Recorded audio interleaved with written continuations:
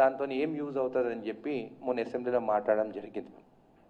ఈరోజు నేను మాట్లాడేది ఏంటంటే కొన్ని అసెంబ్లీలో కూడా కొన్ని పాయింట్స్ కూడా మాట్లాడలేకపోయినాను. అది ఈరోజు మీ ద్వారా ఈ రాష్ట్ర ప్రజలకు నేను చెప్పదలుచుకుంటున్న ఏంటంటే, ఇది బీబీసీ వాళ్ళు రాసిన రిపోర్టు. ఈ మవ్వ అంటే మనం ఇప్ప పువ్వుని కూడా మవ్వ అని అంటాం. ఈ మవ్వ చెట్టు గురించి, ఈ పువ్వు గురించి బీబీసీ వాళ్ళు రాసిన ఇన్ఫర్మేషన్ ఇది నెట్లో 2022లో వాళ్ళు రాసింది. వాళ్ళు చెప్పింది ఏంటంటే the Indian liquor the British band, అంటే మన లిక్కరు బ్రిటిష్ వాళ్ళు ఎందుకు బ్యాన్ చేస్తారని. దీంట్లో ఏమని రాస్తారంటే, ఆ రోజులల్లా వాళ్ళ మిలిటరీ కోసము, వాళ్ళ రెవెన్యూ కోసము మన ఇండియాలో వాళ్ళ లిక్కర్ తీసుకొచ్చి అమ్మాలంటే ఇక్కడ ఉన్న ఆర్గానిక్ లిక్కర్, అంటే మనం సారా అంటాము, లేకుంటే మనం లిక్కర్ కూడా అనొచ్చు, దాన్ని సూరా అనొచ్చు, దాన్ని మనం టెకిలా అని కూడా అనొచ్చు. అట్లా దాన్ని బ్యాన్ చేస్తేనే వాళ్ళ లిక్కర్ తీసుకొచ్చి ఇండియాలో అమ్మాలని చెప్పేసి 1892లో మౌరా యాక్ట్ అని తీసుకొచ్చి వాళ్ళు బ్యాన్ చేసి మన దగ్గర అమ్మకుండా వాళ్ళ లిక్కర్ ఇండియాలో ఇంట్రడ్యూస్ చేశారు. ఇది వాళ్ళు రాసింది, బీబీసీ వాళ్ళు రాసిన రిపోర్ట్ ఇది, మన ఇండియాలో కాదు, వాళ్ళు రాసిన రిపోర్ట్ ఇది. వాళ్ళు దీంట్లో క్లియర్గా ఏమని మెన్షన్ చేసినారంటే, the area for the last 3000 years, ఇది ట్రీ ఆఫ్ లైఫ్, దీనికి 3000 years లైఫ్ ఉంది, దీనికి హిస్టరీ ఉందని చెప్పేసి వాళ్ళే రాసినారు. వాళ్ళు ఇది స్పిరిట్ ఇస్ ప్యూర్. అప్పుడేమో బ్యాన్ చేసింది వాళ్ళు, ఇప్పుడు 2022లో రాసింది బీబీసీ వాళ్ళు ఇది ప్యూర్ అని చెప్పి రాస్తారు. దీని తర్వాత ఈ డేటా మీతో కూడా షేర్ చేస్తాను.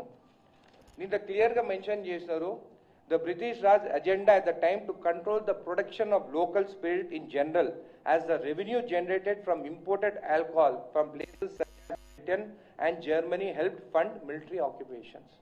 అంటే వాళ్ళ కోసము మన ఆదివాసులను కానీ మన ఎస్టీ సోదరులను వాళ్ళు రెవెన్యూ చేసుకోకుండా వాళ్ళు ఈ లిక్కర్ చేస్తుండేది. మన ఎస్టీ సోదరులు కానీ ఆదివాసులు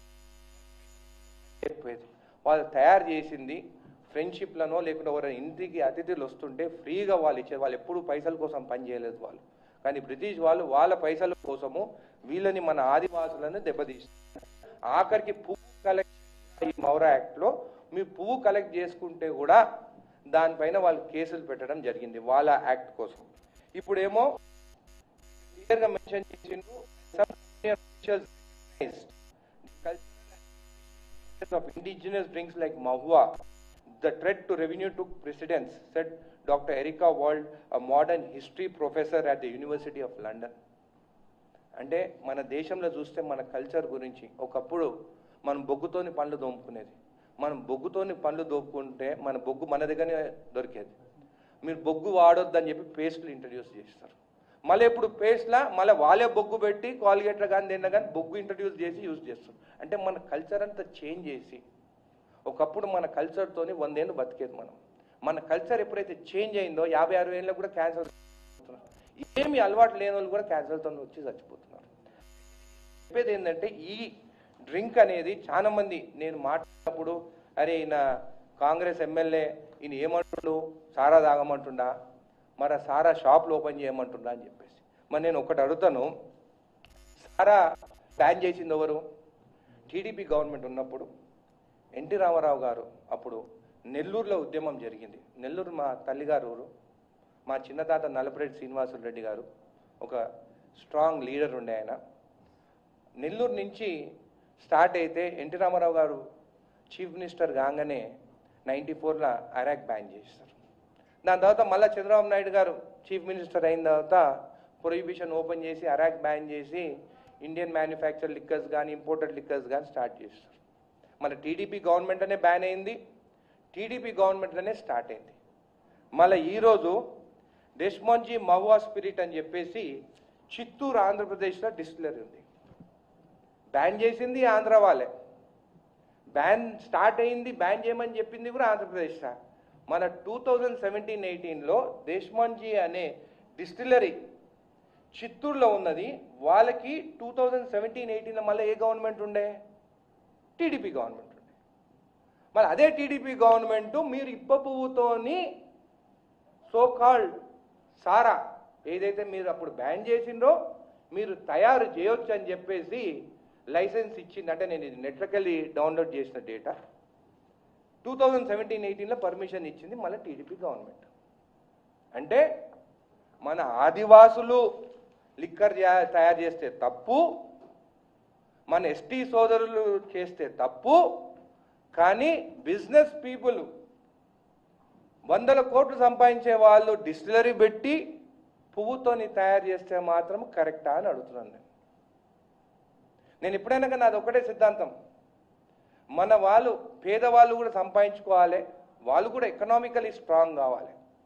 కానీ ఇప్పుడున్న రాజకీయంలో ఎట్టుంటుందంటే నేను రాజకీయాల్లోకి రావాలి, 40-50 కోట్లు పెట్టాలి, నేను గెలవాలి, నేనే సంపాదించుకోవాలి. కానీ నా చుట్టుపక్కల ఉన్న కానీ మా ఎస్టీ సోదరులు కానీ ఆదివాసులు కానీ ఎవరైనా ఈవెన్ నీర కూడా మంచిది, హెల్దీ థింగ్. ప్రకృతి నుంచి ఏది వచ్చినా కానీ అది దేవుడు సృష్టించింది, అది మంచిది. కానీ ఎప్పుడైతే దాన్ని కల్తీ చేస్తారో అది మంచిది కాదు. అయితే ఈరోజు మీరు చూస్తే వరల్డ్ మార్కెట్లో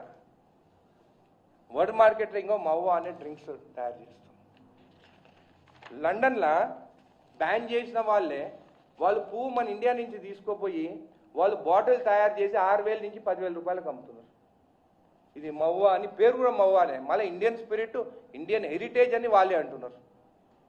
సో నేననేది ఏంటంటే ఒకవేళ మనది తీసుకుపోయి మన కల్చర్ వాళ్ళు యూజ్ చేసినప్పుడు మనం ఎందుకు తయారు చేయొద్దు? మన ఆదివాసులే ఈ పువ్వు కలెక్ట్ చేసుకొని డిస్టిలరీ పెడతారు, అది పెడతారు, గవర్నమెంట్ డిసిషన్ తీసుకుంటుంది. వాళ్ళు తీసుకొచ్చి తయారు చేసి మనం ఎందుకు ఎక్స్పోర్ట్ చేయొద్దు? మెక్సికోలో వాళ్ళు టెక్కిలా ఎక్స్పోర్ట్ చేస్తారు, చైనాలో మొత్తాయి అని వాళ్ళు ఎక్స్పోర్ట్ చేస్తారు, జపాన్లో సాకే అని చెప్పి వాళ్ళు ఎక్స్పోర్ట్ చేస్తారు. కానీ వరల్డ్లో ఓన్లీ ఫ్లవర్ బేస్డ్ అంటే పువ్వుతోని తయారు చేసేది మన ఇండియాలో మన దగ్గరనే ఉన్నది. అది మన భద్రాచలం అడవిలో ఉండొచ్చు, మన నల్లమల్ల అడవిలో, అచ్చంపేట అడవిలో ఉండొచ్చు. సో ఈ పువ్వు బేస్డ్ అనేది ఆర్గానిక్.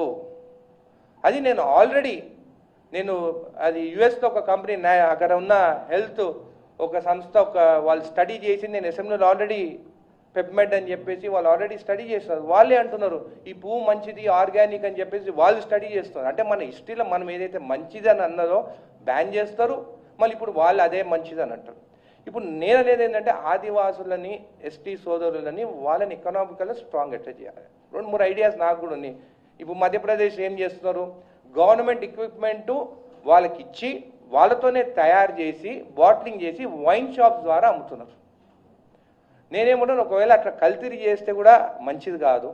నేను ఎలక్షన్స్ ముందు నా నియోజకవర్గంలో కాన్స్టిట్యున్సీలో నేను తాండాలకు పోయినప్పుడు ఒక పెద్ద అమ్మ నాకు చెప్పింది, బాబు మేము తయారు చేసింది ఇప్పబోతున్నప్పుడు మాతో బ్యాన్ చేయించి మళ్ళీ బీఆర్ఎస్ గవర్నమెంట్ వచ్చినప్పుడు పీడీ యాక్ట్ కూడా చేసినారు, మేము కల్తీ చేయలేదు, కానీ ఎవరో ఒక్కరిద్దరు కల్తీ చేస్తే మా మీద ఎస్టీలు ఇదంతా కల్తీ దాపి మమ్మల్ని చంపుతున్నారని చెప్పి మమ్మల్ని బద్నాం చేసినారు. అంటే నేనుండి అది తప్పు ఒప్పో మీ గురించి మాత్రము నేను అసెంబ్లీలో మాట్లాడతా అని చెప్పి నేను మాట్లాడినాను. అది కూడా మొత్తం డేటా తీసుకొని దీని గురించి మీకు కూడా ఈ ప్రజెంటేషన్ మొత్తం ఇస్తాము. దీని చరిత్ర గురించి, దీంట్లో షుగర్ కంటెంట్ ఎంత ఉంటుంది, దీని ద్వారా చేస్తే మెడిసినల్ ప్రాపర్టీస్ ఏముంటాయి అని మొత్తం దీని గురించి స్టడీ చేసే నేను మాట్లాడినాను. నేను చెప్పినప్పుడు బీఆర్ఎస్ వాళ్ళు కానీ కొంతమంది బీజేపీ వాళ్ళు కూడా ఇష్టం వచ్చినట్టు మాట్లాడినారు. ఈయన సారా తాగమంటున్నారు, తాగమంటున్నారు. మన సారా బంద్ చేసినప్పుడు 400 కోట్లు టర్న్ ఓవర్ ఉండే తెలంగాణలో, మన ప్రొహిబిషన్ స్టార్ట్ చేసినప్పుడు 700 కోట్లు విస్కీ కొంటున్నారు కదా. అంటే బయటి దేశం నుంచి వచ్చే స్పిరిట్ కానీ డ్రింక్స్ కానీ మంచిదా? నేను తాగేటోళ్ళని నేను ఎప్పుడైనా కానీ మీరు లిమిట్లో ఉండాలి, లేకుంటే బంద్ చేస్తేనే మంచిదని చెప్తాను. మొన్న నేను మహబూబ్నగర్ హాస్పిటల్ పోయినాను.